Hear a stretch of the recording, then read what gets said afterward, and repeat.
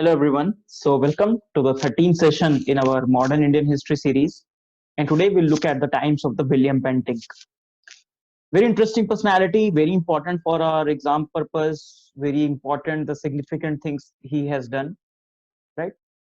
So first we'll discuss some of the questions, then we'll move on to the Wiiliam Bentinck. First one is with respect to the subsidiary alliance. Very easy question. Let us discuss this particular question first. Which of the following statement is correct regarding the subsidiary alliance system? Subsidiary alliance system was used by Lord Warren Hastings to bring the Indian states within the boundary of the British political power. First statement. Second, under the system, Indian ruler accepted the stationing of the British troops within their states. Third, under this system, the Indian rulers surrendered the control of their foreign affairs to the Britishers. Now you can pause the video and try the answer. It's very easy question. Now, obviously, the first statement is wrong. Lord Warren Hastings, so it is Lord Wellesley. So it's Lord Wellesley, and thus answer becomes first, and then very easy question to unpack. Right? Next question. Okay, we're not going to the question. We'll solve some of the questions after the end of the session. Now, very quickly, so we have done Warren Hastings. I'm not going into detail of it. These are the slides we have already discussed. Warren Hastings, we have discussed the first one. Then Lord Cornwallis, during the time of Lord Cornwallis, the wars. We are keeping it again and again so that you recall these things and you just ingrain all these thoughts. So after Warren Hastings, Lord Cornwallis, hero of the American Revolution, not hero, I'll say he surrendered at the Yorktown.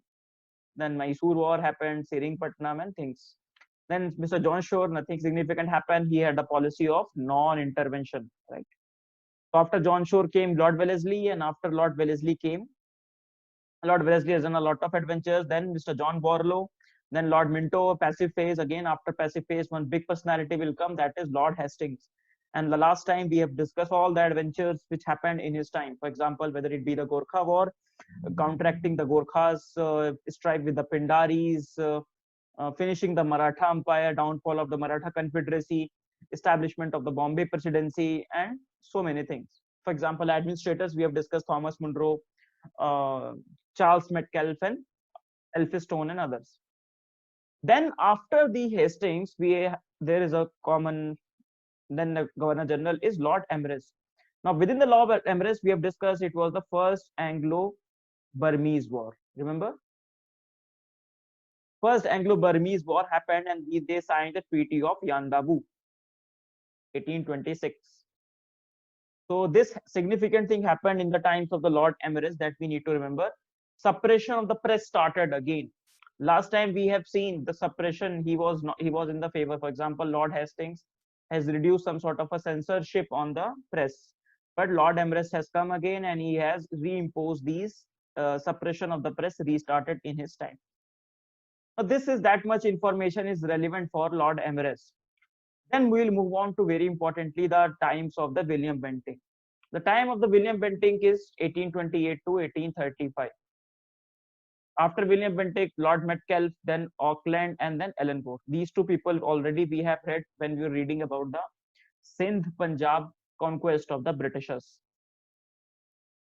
Let us start the idea of the Wiiliam Bentinck. So Wiiliam Bentinck time period is 1774 to his own life and birth.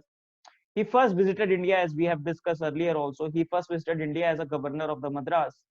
But when Vellore mutiny happened, he was recalled. When in the Britain, he participated in the Napoleon Wars. You can see the time, 1816 to 1814, Battle of Waterloo happened. Battle of Leipzig and Battle of Waterloo. Then he came to India as the Governor General of Bengal, and he left India as the Governor General of India. We will see that. So he done a series of reforms, a series of things which were done in his time. And finally, when he returned, he became the member of the House of Commons because he was a very famous personality. He returned as the member of the Commons and then he died. So this is the overall life journey of the Wiiliam Bentinck. Okay, fine. Then we'll talk about the things happened in the times of the Wiiliam Bentinck. First, we'll read the relations with the Indian state and then reforms by the Wiiliam Bentinck. Relations with the Indian state, Mysore, Kachar Jayantiya, Kurg, and Ranjit Singh.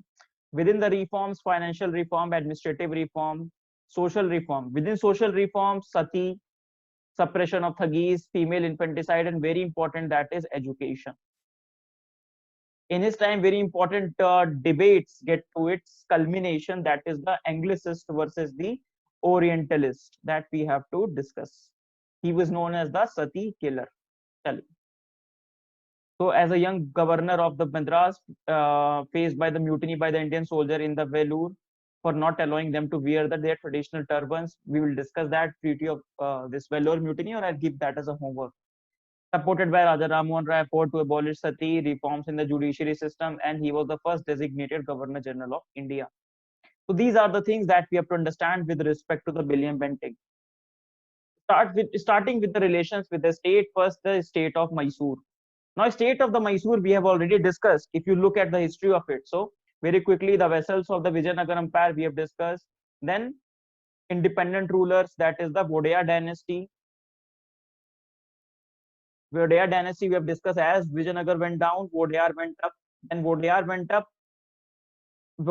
down, then Hyder Ali went up, right? So Hyder Ali became the de facto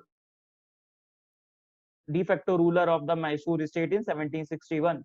Then first, second, third, and fourth Anglo-Mysore war and the time of the Tipu Sultan has ended. Then Wellesley restored the Vodaya dynasty. We have discussed that.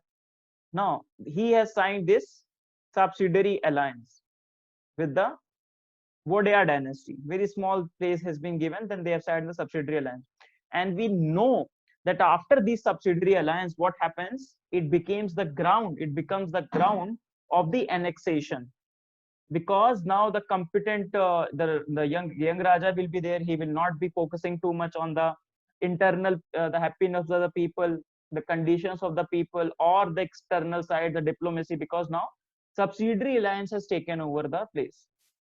So the condition of the peasants will be very poor.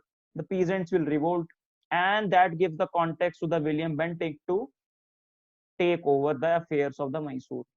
So he will take over the affairs of the Mysore in his reign. That is it. So British took over the Mysore. This is the case. Okay? Chalo. So this is the area of the Mysore as well. This is we have already discussed that. Very small area. Earlier we have seen such a huge area. This some part of Travancore was there when within the Tipu Sultan reign, when it was at its peak. Then we have the Coorg state. Coorg state you can see very near to the Mysore. So the ruler, that is Veera Raja, people treated with barbarity. Bentinck and Colonel Lindsay Raja were disposed and he was annexed. Nothing too much to remember. Just remember the name Mysore. Mysore ke bagal mein Coorg, right? Very important destination place as well, tourist place. Then Anglo-Burma story, that is dealing with the Kachar Jayantiya. Now, before Wiiliam Bentinck, what has happened? William Amherst has been there. Lord Amherst has been there. Treaty of Yandabu has been signed. Now the British are looking to capture more and more places, and they take over this Kachar and Jayantiya. So after this Treaty of Yandabu, within the Kachar and the Jayantiya, the Raja was assassinated, no heir, and then he was annexed. Similarly, in Jayantiya, ruler behaved in a unruly way, and he's annexed. So basically, the context have been found out, and those based upon those contexts, these states have taken over. Now, overall policy of the Wiiliam Bentinck toward the Indian state has been non-interventionist. That we have to remember. Overall policy, let us discuss it here itself. Overall policy has been non-interventionist. No, we will not intervene a lot. But when there is a context of the, let's say, misgovernance, or there is no heir, there is a lot of protest against the ruler, then it provides a context to the Wiiliam Bentinck that, okay, we will take it over. So Mysore, Coorg, Kachar and Jayantiya, and finally, we'll also discuss the relations with the Ranjit Singh. Now, relations with the Ranjit Singh, he has signed the treaty in 1831, that is Treaty of Perpetual Friendship. Remember, Treaty of Eternal Friendship was signed with the Minto and the Sindh, the rural of the Sindh. And this is the Treaty of the Perpetual Friendship.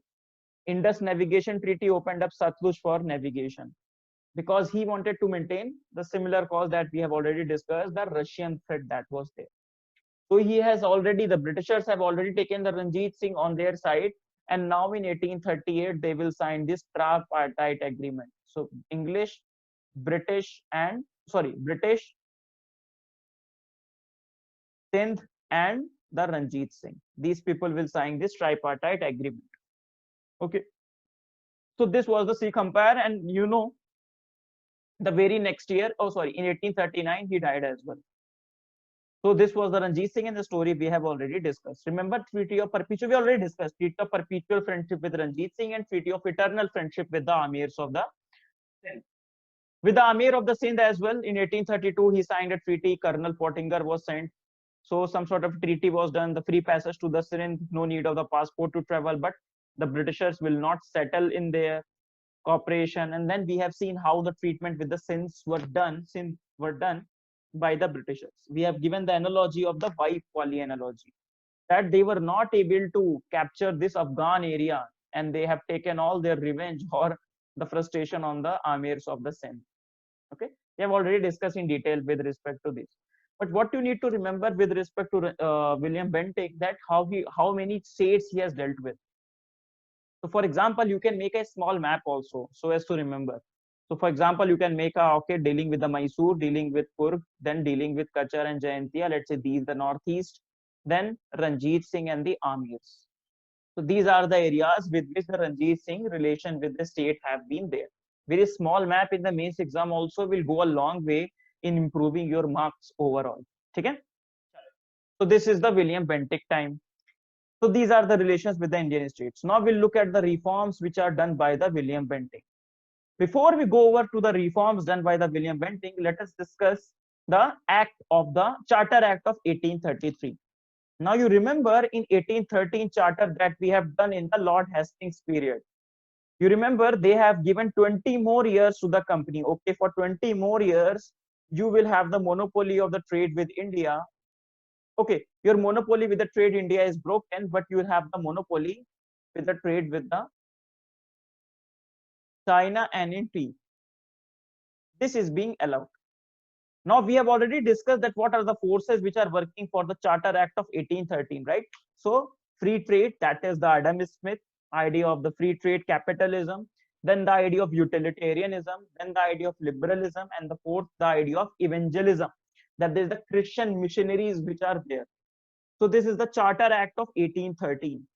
Before that, we have already discussed the Regulating Act, Pitt's India Act, Charter Act of 1793, that had extended the rule of the company for 20 more years, then 20 more years.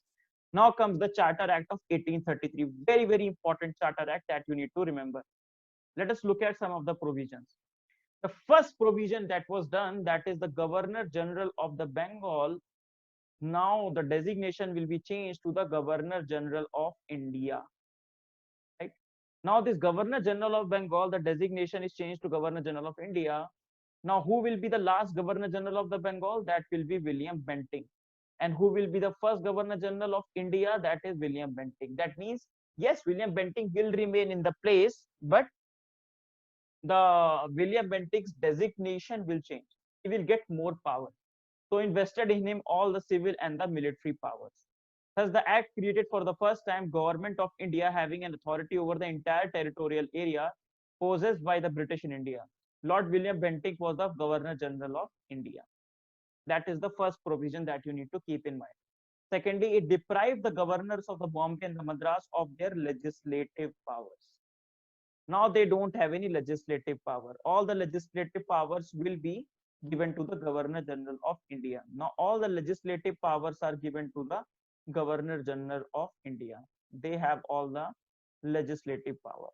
Now you can see that it is the step toward decentralization. From the Regulating Act itself, we are seeing how the systematically under the Calcutta, these presidencies are being kept. But it started with the uniform administration, started with the Regulating Act, but some deficiencies were there. Hence, they come up with the Pitt's India Act. Okay, and that was the final, and then finally it reached to the zenith at the time of the 1833 when they went there to final step towards centralization, and they deprived the presidency of the Bombay and the Madras with all kinds of legislative power. Legislative power means power to make laws that is being done by the parliament. So imagine, for example, in India, Indian government says that now the states cannot make the legislative power, destroying the kind of a federalism. So that we will say that it is a tendency towards the centralization, right? In that regard. So Governor General of India was given the exclusive legislative power. The laws made under the previous acts were called the regulations, and now the laws made under the act were called the acts. Now the laws which will be made will be called acts, and earlier laws was known as the regulations. Small thing. Now when we will see when a lot of legislative power has been given to the Governor General of India, hence he will want a law commission, and a law member will be added to his council. Okay, we will see that. For example, let us see here. So a law member was added to his council, added to the Governor General's council for professional advice on the law making. So law commission was formed. President of the Board of Control name has been changed. More authority will given to the Board of Control, and he was named as the Minister of the Indian Affairs. So this is the one thing you need to remember. India's laws were consolidated and codified. Administration was urged to take steps to ameliorate the conditions of the slaves to ultimately abolish the slavery. So the discussion of the slavery happened in the Act of 1833, Charter Act of 1830. This is one thing that you need to remember. So slavery, the idea of the slavery, it was discussed in the 1833 Charter Act, and ultimately with the Charter Act of 1833, they have abolished the slavery in a way. Okay, now it ended the activities of the EIC as a commercial body. Now EIC does not have any monopoly at all. Even in the monopoly in the trade with the China and the tea, even in that they don't have any sort of monopoly, right? So this is one thing that you need to remember. So East India Company ended the activity of the East India Company as a commercial body. Now it has become a purely administrative body. It provided that the company's territory in India were held by in trust with Her Majesty by heirs and its successor. So these are the small statements that you need to remember, that you need to cram with respect to Charter Act of 1833. Charter Act of 1833 attempted to introduce the system of the open competition for the selection of the civil servants, and stated that the Indians should not be debarred from holding any office and employment under the company. However, this position was negated after the opposition from the Court of Directors. So remember the times of the Cornwallis. Cornwallis has said that the Europeanization of the civil services, that the civil services only the Europeans will be there.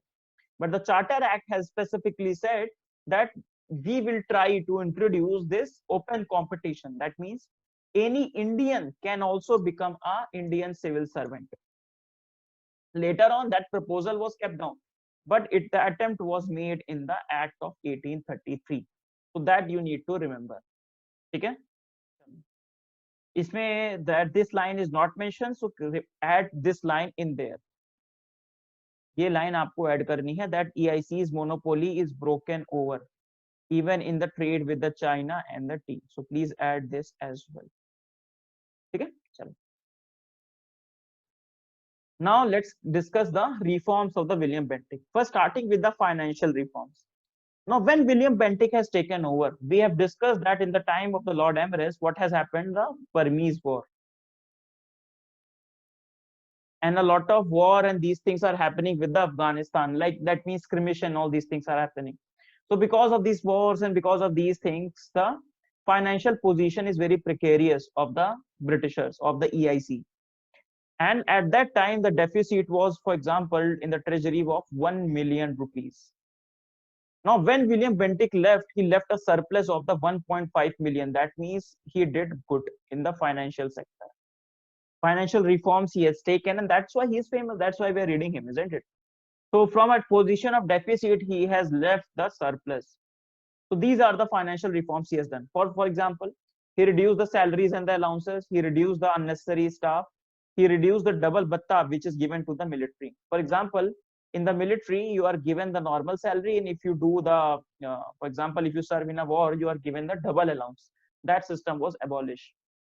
Obviously harsh for the soldiers, but ultimately the financial position he has made resilient and the robust. So in that regard, the one of the reforms of the William Bentinck. Along with that, he has regularized the opium trade as well. So when you regular anything, you will get more tax and you will get more money. So that was also done by the William Bentinck. When we'll discuss the judicial reforms, we have already discussed the judicial reforms taken up by the earlier Warren Hastings, then Cornwallis. Then after the Cornwallis, he established the Provincial Court of Appeals. We have discussed that. So these Provincial Court of Appeal were abolished by the William Bentinck. They were largely responsible for the huge areas of the cases. A lot of cases piled up, and William Bentinck did not like it. They said that we need to abolish this, and he was also in the compulsion to improve the financial position of the company as well. Hence, it was readily accepted by the director, because obviously if you bring down the expenditure, then everything is fine. Another good measure of the Bentinck was introduction of the local language in the lower courts and English in the higher courts in the place of the Persian. That means he introduced English, local languages in the lower court, and in the higher courts English will be used. Now the use of Persian has ended. Now slowly you can see the English language being increasingly used. In fact, you will be surprised, or if you know, that in Supreme Court only in English the proceedings are done, not in Hindi or any other local language. All the proceedings in the Supreme Court are done only in English. You can see the British legacy there, right? Then civil services reform, we have discussed the racial policy or the racial profiling was stopped, because now the Indians can also apply in the Indian civil services.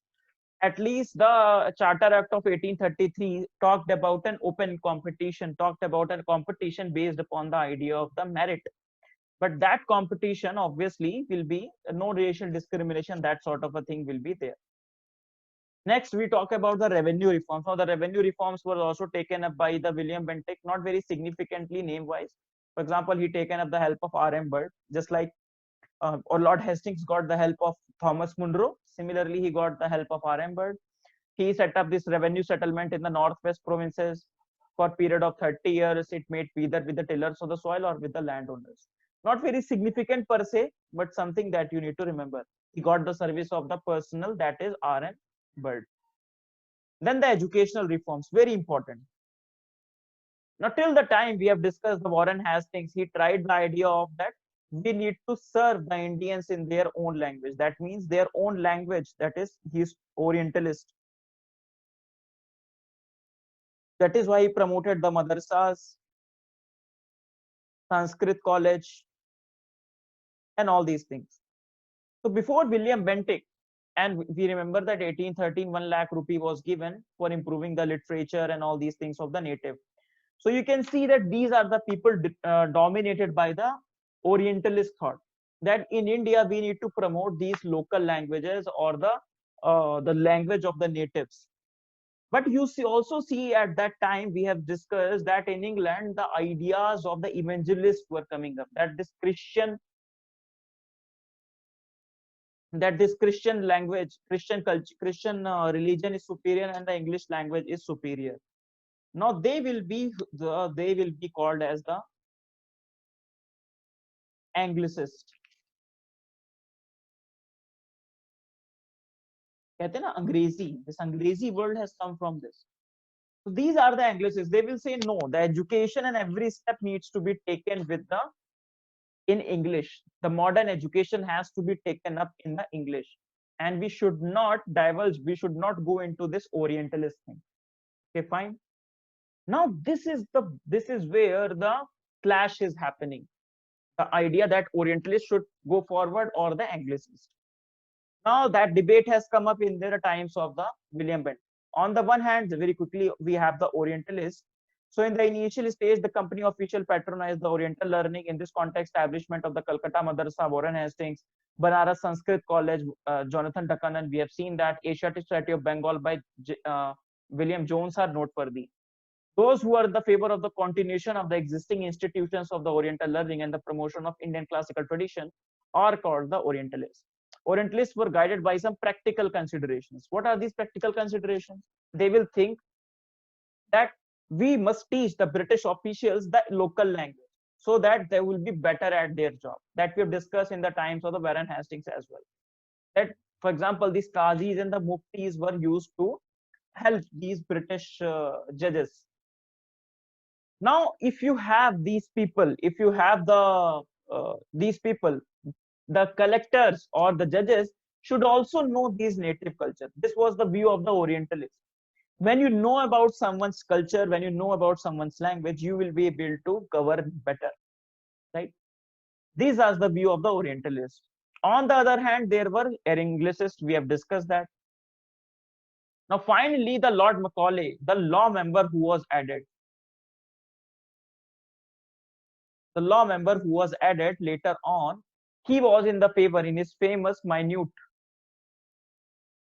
his famous Lord Macaulay's idea that we have to promote the English language and science through in English medium to the people of. This was his belief. That is the Lord Macaulay's belief. In 1835, the government funded the promotion of Western science and literature through the English language. So finally, this debate tilted in the favor of the Anglicists, and William Bentinck finally favored the Lord Macaulay.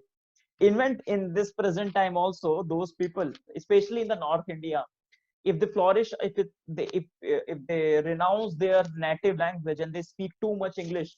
For example, I'm teaching you people because a lot of you may not be able to understand Hindi, right?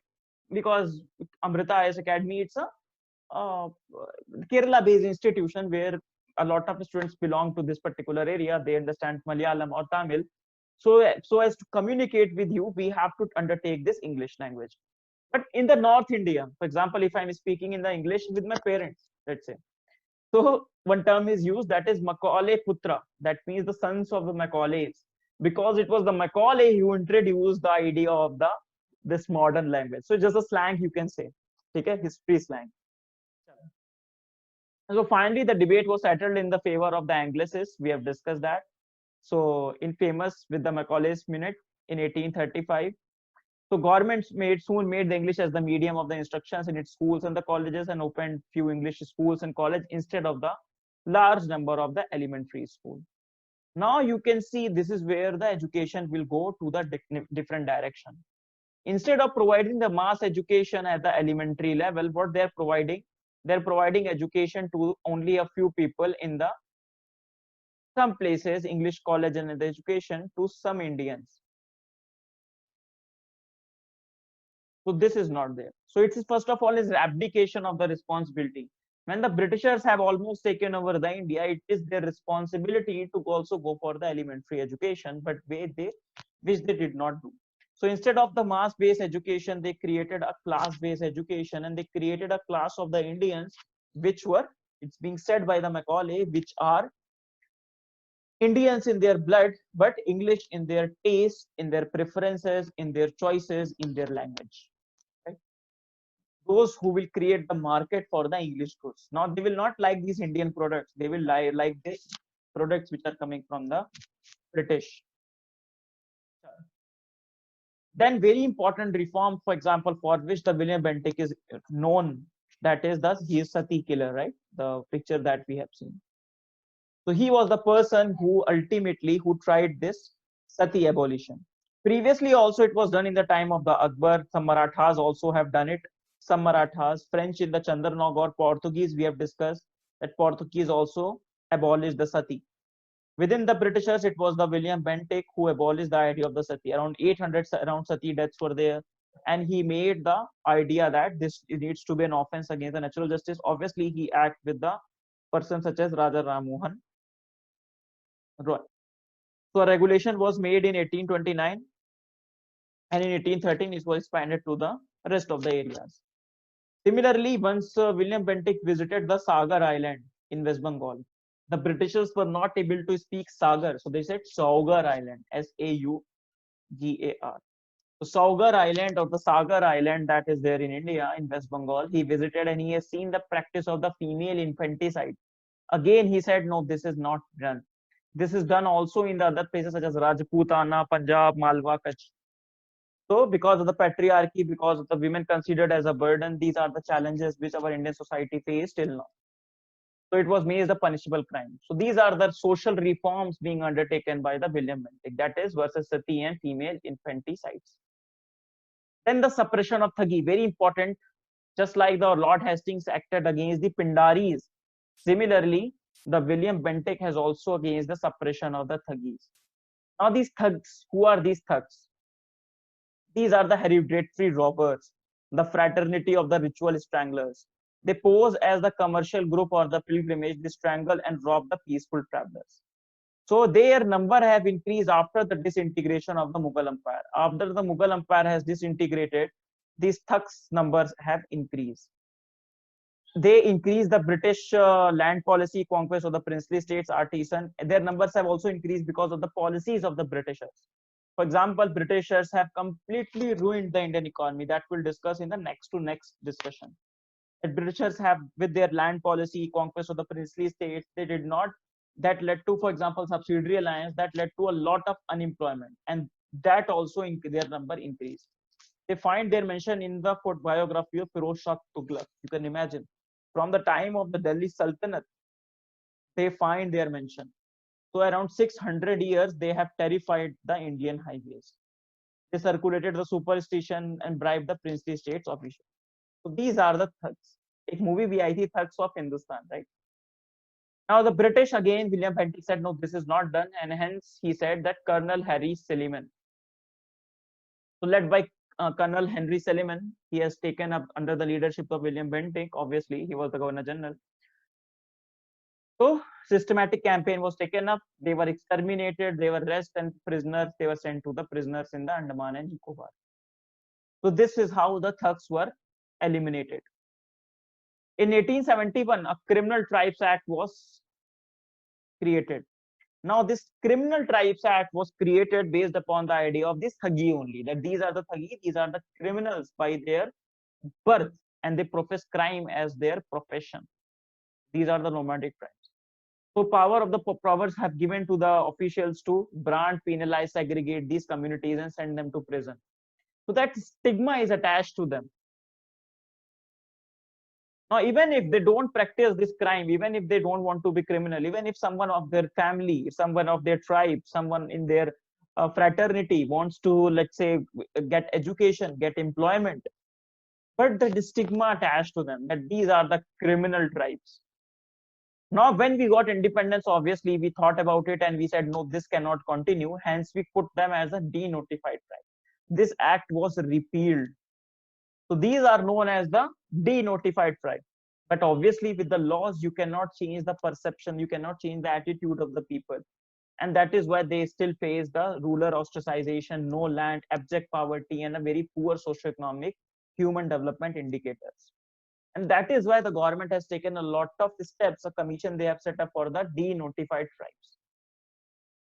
Okay? That you read in your society, in your current affairs.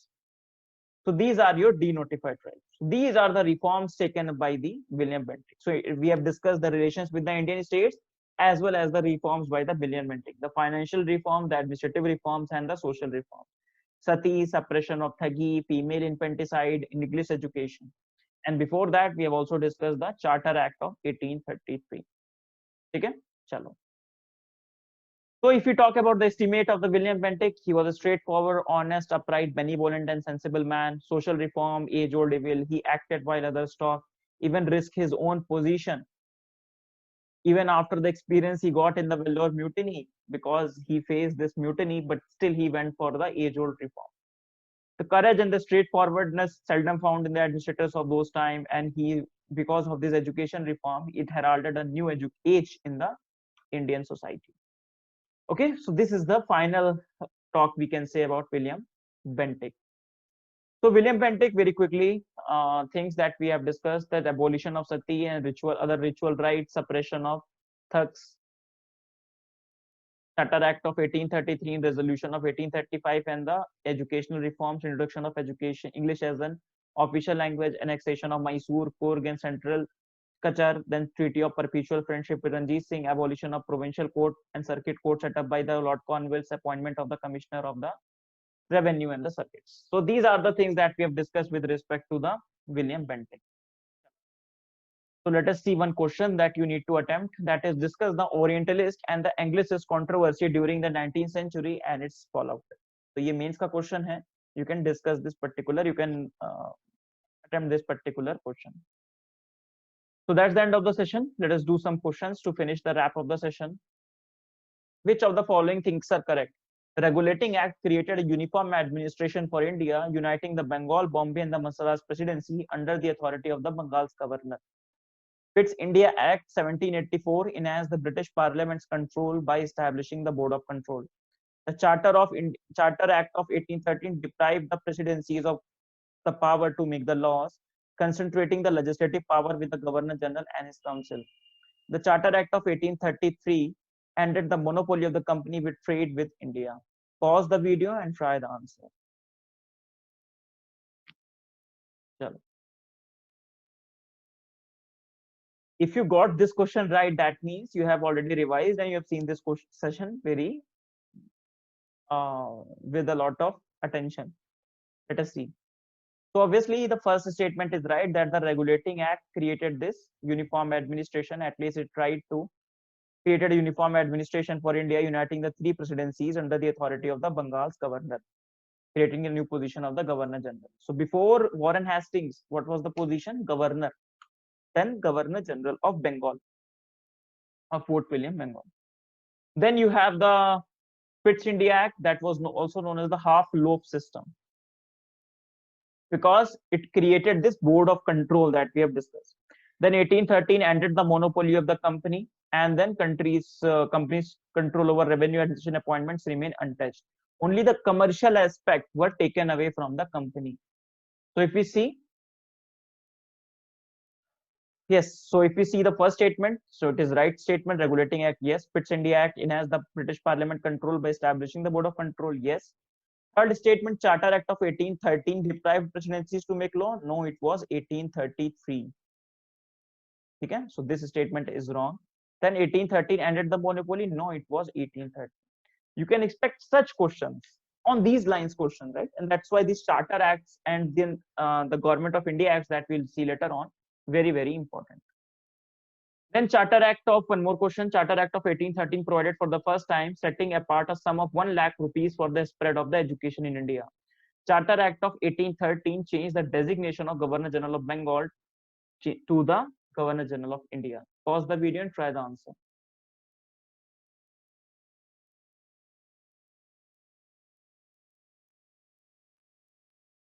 So this is both the statements are the right statements. Said 1813, it set up 1 lakh statement, and 18 Charter, it ended the commercial function and it created the Governor General of Bengal to Governor General of India. So both the statements are correct. So with this, we finish our session for today.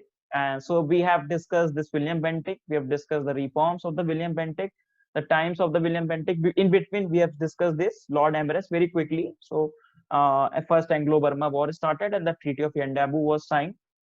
Then we've discussed about the Wiiliam Bentinck, his relations with the state and his reforms. And in between, we have discussed also the Charter Act of 1833.